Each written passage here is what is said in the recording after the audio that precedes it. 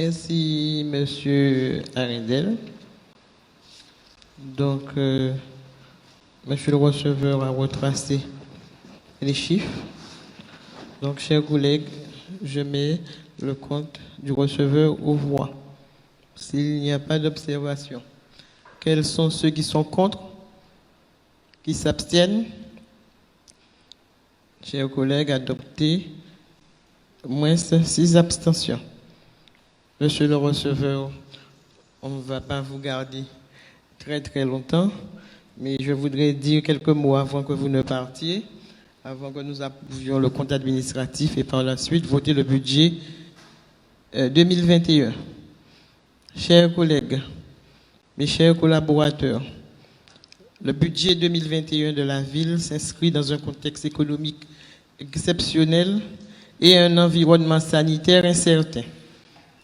Cependant, après le bilan, je dirais pratiquement de la mandature écoulée, fait par le receveur, et les chiffres que nous avions et ce que nous avons annoncé lors de la dernière réunion du conseil municipal pour les orientations budgétaires, nous pouvons être fiers d'avoir maintenu les dépenses de fonctionnement. Nous sommes aujourd'hui crédibles face à nos fournisseurs et face aux entreprises. Nous sommes parvenus à une diminution des dépenses de personnel. Tout cela, chers collègues, en préservant les acquis et en tenant compte de l'évolution de la carrière de nos collaborateurs. Oui, les résultats sont là. Les chiffres parlent d'eux-mêmes. Nous avons réussi le pari de redresser les finances de la commune en l'espace d'une mandature écoulée. C'est là toute la portée d'un travail acharné de notre conseil municipal, des services municipaux sous la houlette de la directrice générale des services. Oui, sous la houlette de la directrice générale des services. Et aussi sur la responsabilité de la responsable du service financier pour la rationalisation de la dépense publique. Je dis bien rationalisation de la dépense publique. Je voudrais remercier également Monsieur le receveur pour son étroite collaboration, pour ses conseils, collaboration que ce soit directement avec le maire, mais encore davantage avec Madame Michel dans le cadre de la commande publique. Oui, chers collègues, chers collaborateurs, Monsieur le receveur, c'est l'année de l'équilibre, c'est l'année de l'espérance récompensée, c'est l'année de l'ambition dévoilée.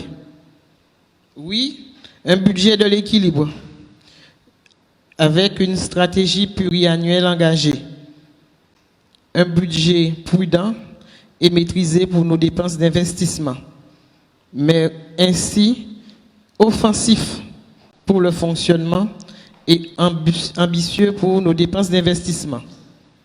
Notre budget conjugue aussi des mesures conservatoires. Pas de hausse de la fiscalité, aucun nouvel emprunt, des projections raisonnables en matière de recettes et des projets d'investissement significatifs qui s'avèrent nécessaires. De la rénovation du patrimoine bâti, des équipements en passant par de nombreux travaux de réseau routier pour améliorer la voirie communale, sans oublier les études qui forgeront l'armature des chantiers de notre mandat 2020-2026. Les projets sont nombreux et financés scrupuleusement. L'exécutif, l'équipe municipale, les services sont à pied d'œuvre pour continuer de conduire des réflexions afin de contraindre les dépenses de fonctionnement à court et moyen terme.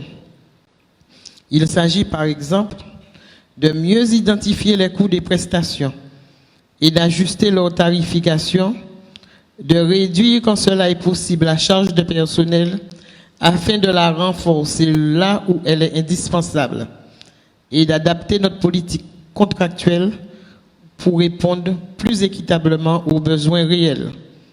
Nous sommes et restons très attentifs à l'évolution du conflit actuel, le conflit social, bien que notre collectivité soit très bien tenue sur ce point précis.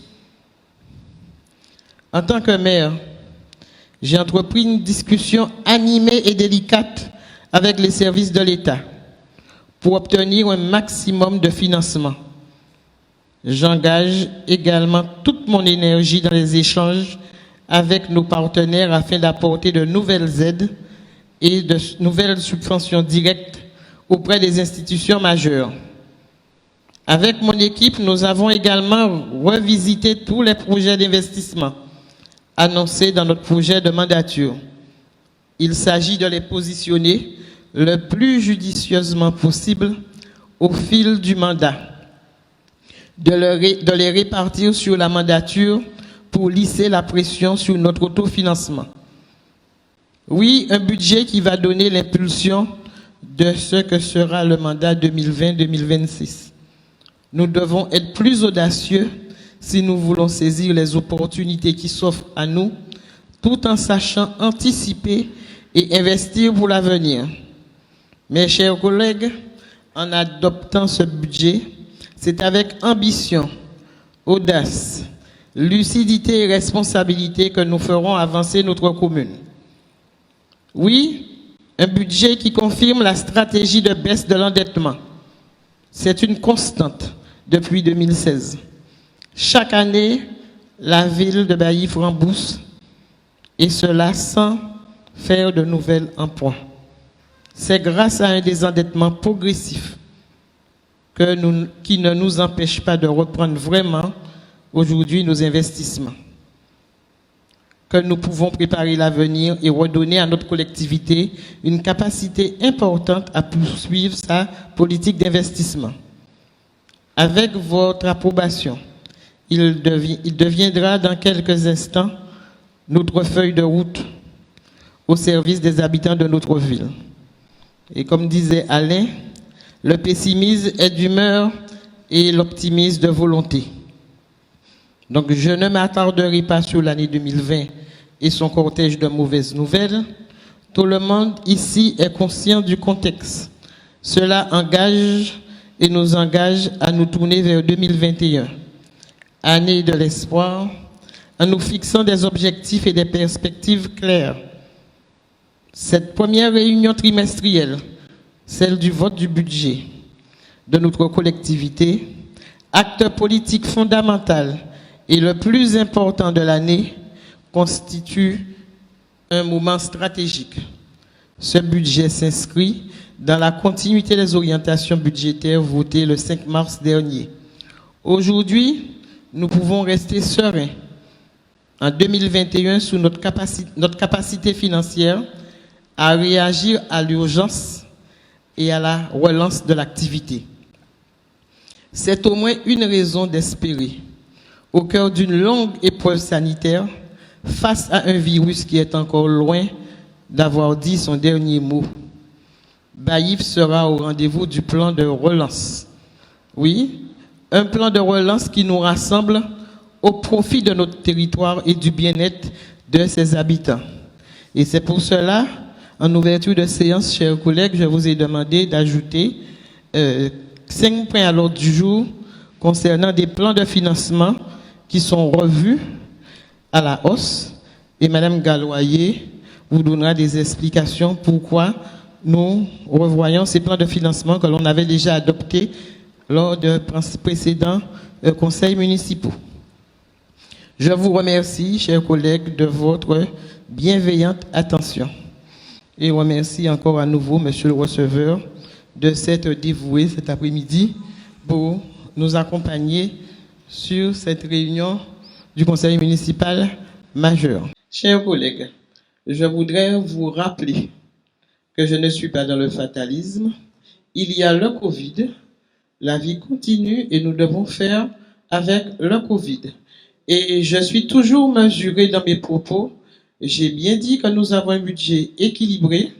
Nous ne sommes pas allés au détriment de l'investissement, dans la mesure où, effectivement, nous avons fait un choix de ne pas solliciter de nouvel emprunt, de régler nos dettes, de régler toutes les créances existantes au sein de la collectivité.